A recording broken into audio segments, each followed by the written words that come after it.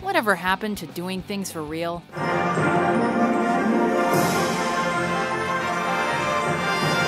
Welcome to WatchMojo.com, and today we're counting down our picks for the top 10 worst green screen effects in movies. So this is where you hang out. For this list, we'll be looking at the movie sequences on the big screen that filmmakers created using chroma key effects, whether it was a green screen, a blue screen, or some other color, with disastrous results. However, we won't be including indie films like The Room, B-movies like Shark Attack 3 Megalodon, or movies that predate the 1980s, like Dr. No, as the effects that were available to them were not on par with the films that made the list. As we'll be showing big moments from several of the films we're featuring, a spoiler alert is probably in order. Come and get it. Number 10.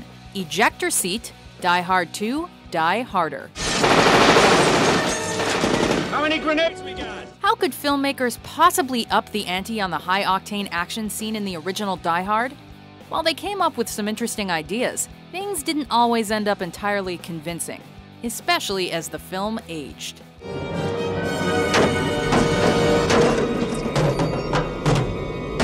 The worst offender is a scene where John McClane must escape an airplane that's about to explode via ejector seat. Go! While the sequence is undoubtedly riveting, the effects are not. Willis was shot in front of a blue screen, where he was attached to a machine that rotated him again and again, with some fancy camera work adding to the effect. Willis grimaces admirably, but the effort to superimpose that image over that of a previously exploded plane let him down. Oh, shit! Number 9. Muppet Dance, Labyrinth.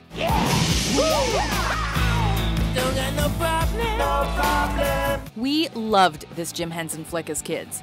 But when we grew up and took off our rose-colored glasses, we saw some flaws. Ain't got no suitcase. Case in point, the uncomfortable effects used in this song and dance sequence featuring the Fireys. Because Muppets are puppets and don't actually move on their own, filmmakers needed to find a way to hide the puppeteers who were maneuvering them. And don't look much. Because it was the 80s and blue/green screen technology was not as advanced as it is today, they dressed the puppeteers in black and draped the background in black velvet, so it looked like the monsters were singing, dancing, and removing body parts on their own. However, the result was a bit of a mess, with Fireys seemingly floating all over the place. Number 8. Dropping by, Star Trek V: The Final Frontier. Greetings, Captain. Spock! For the first 3 big-screen Star Trek outings, effects geniuses Industrial Light and Magic had brought things to life. But they were busy with Indiana Jones and the Last Crusade and Ghostbusters 2 when The Final Frontier was in production. So filmmakers hired a lesser-known, less expensive team and completed as many effects as possible in camera.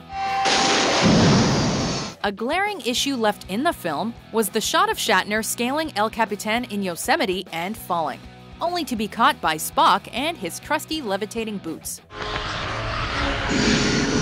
Shatner was filmed falling in front of a blue screen, with shots of Yosemite later edited in. But the end result is a classic blue screen blunder if ever we've seen one. Perhaps because it is there is not sufficient reason for climbing the mountain. I am hardly in a position to disagree. Number 7. Tsunami Surfing, Die Another Day. Made in an era when filmmakers had begun to increasingly rely on digital effects, this 20th entry in the James Bond franchise fell victim to the more is less rule. The scene in question sees Bond trying to escape a giant wave created by the Icarus satellite, by kite surfing his way around glaciers and more. With Pierce Brosnan filmed in front of a blue screen and the computer-generated glaciers and wave added later, the CGI effects took roughly a year to perfect.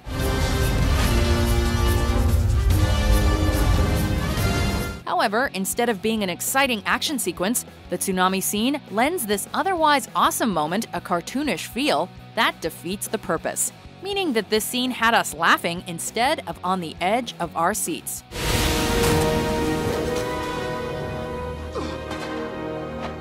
Number 6. Hanging Around, Batman and Robin. Dubiously set in a Gotham City that was riddled with neon, Batman and Robin relied heavily on visual effects, using 450 in total, which was roughly 150 more than Batman Forever.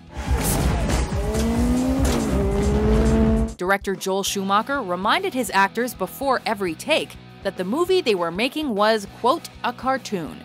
And that set the tone for this motorcycle chase and its laughable chroma key climax, where Dick Grayson saves Barbara Gordon from certain doom high above the city. So this is where you hang out.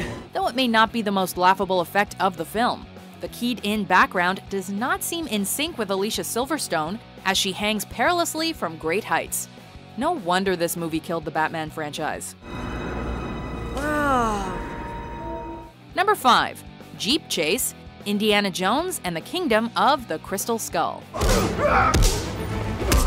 Indiana Jones is a high-profile action franchise known for its stunts, but his first film appearance in 19 years did not do the beloved character justice.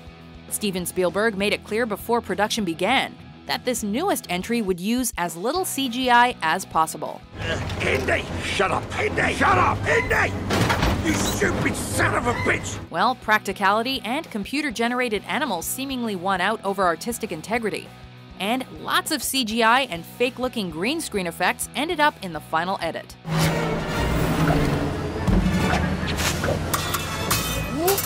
Probably the worst sequence in the film is the climactic chase through the jungle, which involves CGI trees and animals, a cheesy high-speed sword fight, and green screen that looks bafflingly off. You'd think guys like Spielberg and George Lucas would have this kind of thing down by now. Number 4. All of It, Sky Captain and the World of Tomorrow. A lot of time and effort was spent on perfecting the visual style of this advanced version of 1939, and we applaud the gutsy decision to do something so different. Shot almost entirely on blue screen sound stages in under a month, Sky Captain was an interesting experiment. Unfortunately, in this case, it failed. With very few physical props or sets, the actors were basically the only aspects of the film not created by a computer. Give me a visual. Launching radio imager. That meant approximately 2,000 CGI shots, plus filmmakers ended up having to write code to pull it off. Impressive? Absolutely. But we have to hold the results to the same scrutiny as other films, and it just doesn't stack up. What? Number 3. Flying, Superman 4: The Quest for Peace. We can blame the bad effects in this movie on one thing: the budget. Whereas the original 1978 Superman was renowned for its impressive visual effects, those effects got less remarkable as the franchise wore on. By the time the fourth film rolled around, filming had moved out of New York to England, which was haphazardly transformed into Metropolis, mainly with the help of a few pigeons. But Superman's characteristic power of flight was perhaps the worst casualty. With those effects looking so amateur, you might forget you're watching a Hollywood film. Hey, look at that. With the actors lit differently than those images appearing on the screen in the background, we wouldn't blame you for thinking you could probably do a better job at home. Number 2. Child's Play, the Spy Kids franchise. Robert Rodriguez is the visionary filmmaker behind films like Sin City and Desperado. You know what I mean? So it's strange that in between those two imaginatively shot films, he began a film franchise that proved to be the opposite. My dream. All told, all 4 Spy Kids films had a budget of $154 million, which, in this day and age, is a fraction of some standalone films. You like honey roasted ham and potatoes, don't you? That's what flavor this is. But according to Rodriguez himself, creativity, not money, is used to solve problems. This is cool. That may have made the franchise a cash cow, and the bad effects may even be invisible to their target audience. But as adults, we can't help but look at the green screen scenes throughout this series and think that Spy Kids is a lowlight in an otherwise impressive career.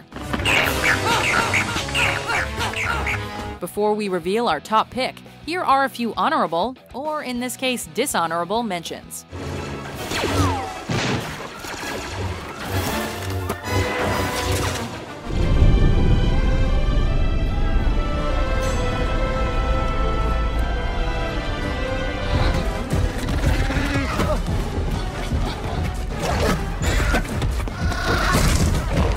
Number 1. What Not to Do? Ultraviolet. But they're serious about not letting me keep it. When Milla Jovovich signed on to star in this film, we can only assume she had no way of knowing how terribly put together the end result would be. I have 700 soldiers here with me. What do you really think you can do against that many men? Less convincing than an animation your cousin made by messing around on his computer for half an hour. Very few of the effects in this relatively low-budget action flick hold up under scrutiny.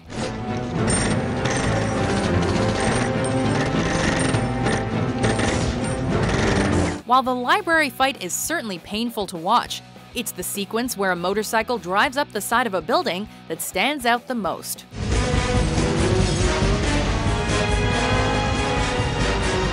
With the film studio, Screen Gems, cutting time and story elements from the film's plot, Ultraviolet had a lot to make up for, and serves as a cautionary tale of what not to do. Do you agree with our list? What do you think is the worst green screen effect in movies? Get on your front foot! Repulse! It's not a match, Mom! For more fun top 10s published every day, be sure to subscribe to WatchMojo.com. Game over.